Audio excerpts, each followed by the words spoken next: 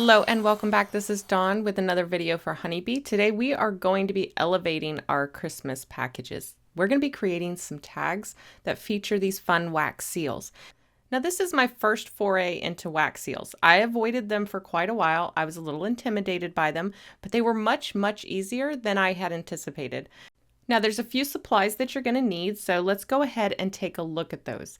All right, so the first thing you need is something to melt the wax. So you need a wax melting furnace and a candle. Now, do you absolutely have to have this? Could you do it by hand over a candle? Sure. This is just a safer way to do it. It protects the flame and it gives your spoon somewhere to rest. Now the furnace is perfectly sized for these little tea lights. I picked up this whole pack here at the Dollar Tree, Dollar General, somewhere like that, for very inexpensive. Now, are they the best? They don't burn for hours and hours, but they get the job done and they're perfect for this. I trim the wick down and then you just put the furnace over it. And like I mentioned, this protects that flame and it keeps you from having an open candle just sitting there. Now you'll need a wax melting spoon. This is what you're going to melt your wax in. So it's a little domed spoon here. You can see that it's got a little pour spout on one side and it rests perfectly right here in your little wax melting stove. Next, you're going to need your wax stamper. This is what's going to create the design in your wax seal. And Honeybee carries many different designs in the store. I've got several here that we're going to use today. But here you can see the head of that stamper is metal and it's got a design engraved in it. So when we press that into the hot wax, it's going to cool it and create a relief of whatever the design is. And each of these comes with their own handle. So let's go ahead and take a look at the wax because that is kind of the key to this. So Honeybee sells a bunch of different colors and mixes of these wax beads here. And you can see they've got multicolored little packs. They've got some metallic packs. They even have some that you can use to melt with your other colors to maybe switch them up, maybe give it a frosted or a pearlized look. And then they also have a pack that I really like. It's the tuxedo. So it's got a black and a white in it. So you can tint your colors, make them lighter or darker. And then like I mentioned, there's a pearl there. So you can give like an opalescent shine to almost any color. So let's go ahead and get started. Now I'm going to be working on this silicone wax mat here from Honeybee. It's perfect for creating your seals on. It's got little domes there that you can put your beads in or rest your spoon in or even create your seals in. So I'm going to go ahead and trim down the wick on this candle real quick. We'll get that lit and then I'll put the furnace on top of that. Now you'll notice that my spoon is dirty. It's got some hard wax in it. I thought this would be a good opportunity to show you guys how to clean your spoon between colors. It's super easy to do. I like to just take that spoon, put it right back on the furnace, let that leftover wax there melt. And then once that's melted, I'm going to grab a paper towel and clean it out. Now, like I mentioned, you have these little wells here. These are great for holding your wax melts. They're great for creating your seals inside of if you want them perfectly round. And then my stampers over here, I have them resting on a Ziploc bag full of ice water. Now, this is because I'm going to be creating several seals in a row. And when you're mass producing seals, those stampers can heat up and it will degrade the image as you stamp it because it's holding all of that heat. And you want those stampers to cool the wax right away and get that design hard and trap it in the wax. So in between, I'll rest it on the ice bag here and that'll just keep my stampers nice and cool. So while we're waiting for that wax to heat up to clean our spoon, I'm going to go ahead and pick out some colors here. Now I was looking at some of the blues. I love these sage. There's like a sagey green blue in here and then there's like a kind of turquoise. This is the Be Bliss mix. And my color palette today is going to be like sage, craft, and white and gold. I love this color combo. So I'm going to go ahead and pull out the lighter and the darker of this. One's kind of sage, one's a little more blue, grayish blue, which you guys know I love my muted colors. So I'm going to melt those down to see what they look like. And then I've pulled out this Adventure Awaits and they've got a bluish color in here too. And I thought I would try that one as well just to see the difference. I can't remember if I do end up trying them or not, but we're going to pull them out. We're going to see. And then because this is my first time messing with the wax seals, I wanted to familiarize myself with some of those mix-ins. So we're going to grab some of these precious pearls ones. We're going to pull those out. We're going to melt those down. Maybe add them to some colors. Honestly, I can't remember how I made them now, but we'll see together in the video. But I do know that I mixed this in with some of the colors, and I think that I think I may have used 3 of these with one of the colors, which turned out to be my favorite. If I remember correctly, we'll find out together. All right, so here we go. I'm cleaning out this spoon. Like I said, I just take a paper towel and gently wipe this out. The spoon is hot. It is very hot. You guys, I burned myself already on it. So yeah, just be careful. All right, so now it's time for the fun part. Let's create some wax seals. Now the number of beads that you use is going to depend on how you're using your wax seals. So if I was doing this directly on my project and let's say I was going over ribbon or maybe some fresh greenery, I might use 5 beads.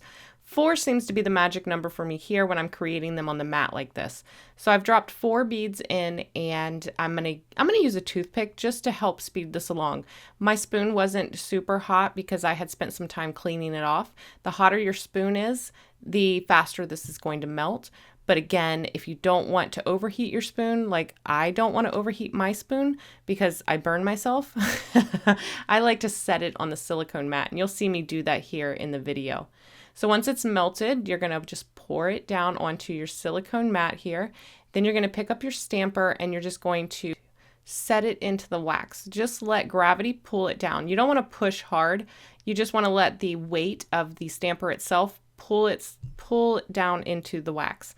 Now, if you have any bubbles in your wax, you can use a pin or a toothpick to just pop those bubbles. And we're going to let this completely cool in place. Now, since I'm not immediately melting any more wax, I'm going to take my spoon and I'm going to put it right there on my silicone mat. If I was immediately melting wax, I wouldn't worry about this. But like I said, I burned myself already, so I'm going to move it. Now, once this is completely cool, that stamper will pull easily from the wax. It'll just lift right off. You'll let this completely cool. You can see I'm feeling on the other side of the mat to see if it's cool underneath. And if it is, I'll go ahead and lift this wax seal off the mat. And there we go. We've got a perfect little wax seal. We're going to go ahead and create another one. So I'm going to drop 3 in this time. I only used 3 because I still had some leftover wax in my spoon. You can get away with 3 and some change. 3 doesn't, I mean, you could use 3. It doesn't quite give me the look I like. 3 and some change works great. 4 is perfect. So while that's cooling, I'm going to go ahead and drop my next 3 in there. And then you can see here that we've got another one. We'll pour that wax out, drop our stamper, and then we will go ahead and add some more beads to our spoon there.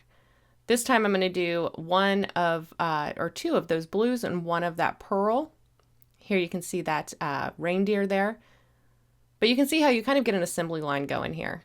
Once that's melted, we're going to pour that one out. This one I didn't stir up. I just let it pour out however it melted in the spoon, and I like the look that this gave. Go ahead and put my stamper in, and then I'll go ahead and melt my last wax there. I'm going to use 3 of those pearls, and then whatever's left in my spoon, which is a little bit of that blue. And then for that one, I'm actually going to stir it all together because I want to kind of create a new color. I don't want to do a marbling look. I want to fully incorporate this. So I'm going to stir this up really well and make sure I'm picking up all that leftover color from the bottom of the spoon. Here you can see that's what that one looks like that we just did. Now we're going to pour out our final one. And I love the way this one turned out. I love that precious pearl. It's really beautiful. Go ahead and drop that stamper in, let it completely cool. And then once it's cool, we can just lift it off and look at that color. Ah, so pretty. And again, that was 3 of those pearls with whatever the blue was left in the spoon there after we had poured our previous wax melt. So there's our wax seals. Let's go ahead and create some tags out of these. Now I pulled out the Lovely Layers large snowflakes here. I love this die set, and this is the first time I've got a chance to use it. So I thought it was perfect to create some little centerpieces for our wax seals. So I've grabbed white and craft, and I've grabbed 2 of the large snowflakes here. I'm going to cut some pieces of white here down to size for my larger snowflakes. And then I'm going to cut down the craft here for the smaller snowflake. I'm going to run those through my die cut machine, and I'm going to cut a total of 6 of these snowflakes, 3 of each, because we're going to layer these up. They are the lovely layer snowflakes, so they are all designed to layer up to make some beautiful, intricate layered snowflakes. But they're also very beautiful on their own because, like all of the lovely layers, there is a bunch of etched detail in each of the layers of these dies. So again, they're beautiful layered or used separately and alone. And I'll show you a close-up shot here of some of that detail. Here's the large snowflake. You can see it's got some beautiful etched details in there. And then here's a look at the other one. It also has those details. So beautiful. So we're going to add some liquid adhesive on the back of our smaller snowflake, and then we're just going to layer that right on top. What I like to do is take my glue press here, and I just add a couple dots of glue on some of the arms of the snowflake, and then a little bit right there around that center. We'll line these up and then just glue them together. Now I want to add some more detail, so we're going to use some DMC metallic thread here. I'm going to pull off just a length of this, and then I'm going to create, first I'm going to create like a little nest. So I'm going to wrap it around my fingers a couple of times, and then I'm going to take it and I'm going to pinch it together in the middle, which it's going to make it look like a multi-strand bow. So if you just take that circle and pinch it together in the center, now it looks like a bow with 3 or 4 loops. I'm going to take a little bit of washi tape and I'm going to adhere that right in the center. I can use washi tape because I'm going to lay that wax seal right over the center here, and that's going to cover up that washi tape. But you can see that this is going to fit beautifully right in the center. And to adhere that, I'm going to use the wax seal stickers. These are perfectly sized to fit the back of your wax seals. Now, sometimes when you remove these, sometimes the release paper will come away and the sticky part is still on the sheet. When that happens, I just press the seal onto the sheet and then pick it up and I can push it into place. And sometimes the sticky comes off with the release paper. So then I just adhere the whole thing to the back of the seal and then remove the release paper. So I just wanted to give you a heads up on that, because sometimes, like I said, sometimes the release paper comes off and leaves the sticky on the sheet, and sometimes the whole thing comes off and then I just adhere it to the seal and remove the release paper. So there we have our centerpiece for our little tags. And speaking of, let's go ahead and get started on those. Now I've pulled out some white, some craft, and a sage, and this is going to give me some options so that I can create each tag just a little bit different. And for the base of those, we're going to use the Terrific Tags die here. This has a bunch of great little tag shapes in it, and we're going to layer 2 of them. We're going to layer this banner here and this more square tag here with the notched top. And all of the tags were created the exact same way, so I'm going to walk you through one of them and then we'll review all of them. So for this one, I'm going to cut the square tag from one color. In this case, it's going to be the sage. And the banner tag is going to be cut from craft. But before we cut that, I'm going to run this through my paper crimper. You guys know it comes out every Christmas. I love it, can't help it. So we're going to run this through first and then we're going to die cut. Now you would think that the die cutting would flatten it out, and it does flatten it just a tiny bit, but you definitely still get all of that dimension and the corrugation. It doesn't completely flatten it out, so it's fine. So we're going to go ahead and die cut this. Now you could do it the other way. You could die cut first and then corrugate, but when you corrugate, the length of your cardstock does shorten up just a bit. So this way I made sure that I still had the exact same length of my tag. I'd get the true length. That's what I'm trying to say. When I die cut it, it would be its true length. It wouldn't shorten up on me. Not that in this case it matters, but in a case where it does matter, like say you've created a mat and you want to run it through your crimper, make sure you cut it a little bit longer if you've already cut it down to size, because when you crimp it, it does shrink up a little bit. So here you can see that it definitely still retains all that definition, but now we have those nice clean edges that die cutting creates. So now all we have to do is assemble. I'm going to layer my 2 tags on top of each other and then layer my little centerpiece here right on top. How cute is that? All right, so I went ahead and finished out the other 3, but we have one more detail to add, and that is adding some gold to the relief here in the wax seals. Now I tried a couple different ways with things that I had on hand. The best way is probably going to be with a gold paint pen, but I don't have one of those. So I grabbed the Perfect Pearls and a little Versamark in the form of a pen. So this is going to let me control exactly where I'm putting the Perfect Pearls. So I grabbed my Distress embossing pen, and I found the bullet nib pen to work the best for me. It gave me the most control to completely cover the design without going outside of it. So you're just going to color over your entire design. And then I'm going to use a small paintbrush here to just pounce the Perfect Pearls on. I like to use a soft brush, just pick up the Perfect Pearls, pounce it over the design, and then once the entire design is covered, we're just going to brush away all of the excess with the dry brush. And you can be pretty aggressive here. The Perfect Pearls is going to stick everywhere that there is embossing ink. Now this isn't perfect. Sometimes your brush can smear some of that embossing ink and your Perfect Pearls will stick to it. But even though it's a tiny bit imperfect, it is still the easiest out of everything that I had on hand. Again, if you want it to be super crisp and clean, a paint marker is going to be your best bet. Now here I noticed that I missed a little bit of his chest, so I just used that pen to touch up that spot. I'm adding a little bit more of that Perfect Pearls.